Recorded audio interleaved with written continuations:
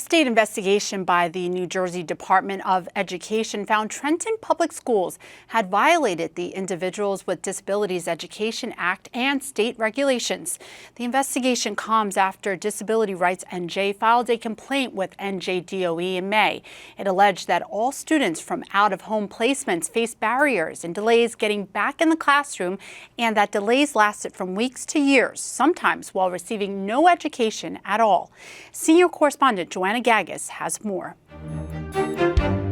Enrollment is supposed to be immediate. So once the parent either completed the online enrollment form or went to the Board of Education offices and enrolled their child, that student should have been placed in school immediately. Lisa Cordarolo is an attorney with Disability Rights, an organization that represents young people with disabilities. They recently filed a complaint with the State Department of Education against the Trenton School District for failing to re-enroll youth coming back from out-of-home placements. A number of students who work in out-of-home placements, primarily in youth detention centers, but there are also students returning from other facilities where they may have sought mental health treatment, and they were having trouble getting back into the Trenton Public Schools. When these students were trying to return to school, what were they being told? Why were they denied? They were being asked to re-enroll, so they would have to bring their re-enrollment forms, and then although the law states that they should be immediately re-enrolled,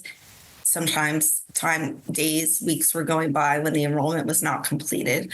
Some of the students had been placed in an out-of-district placement that was terminated while they were in an out-of-home placement. So when they came back, they technically did not have a placement. Disability Rights has worked with around 25 students who were affected by this in just the last 4 years. Following their complaint, the state opened an investigation into the district and found it was not compliant with state regulations or the Individuals with Disabilities Education Act, known as IDEA. Those findings were released earlier this month, and the Department of Education is now requiring the Trenton schools to create a corrective action plan. Schools need to have consistent policies and procedures in place to reactivate students when they come home from youth detention center.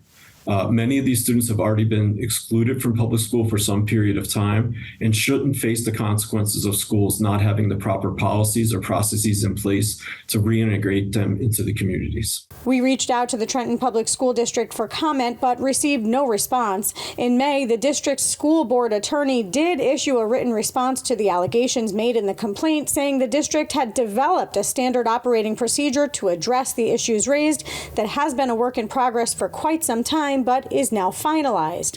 But Cordarolo says they haven't seen it, nor has she seen a board vote on it. I'm hopeful that the fact that we took this action and that these findings came out not only validate our position, but take away the school district's premise of the issue's been resolved. The concerns of groups like Disability Rights and the ACLU go beyond these students' need for an education. We know that at-risk kids need more resources, not less, right? And schools provide stability, education, and a way for kids to become thriving members of their community.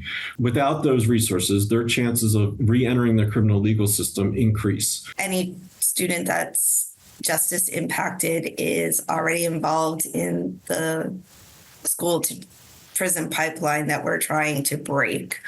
So there is a chance of recidivism. And very often a condition of the students' return to home is that they be in school.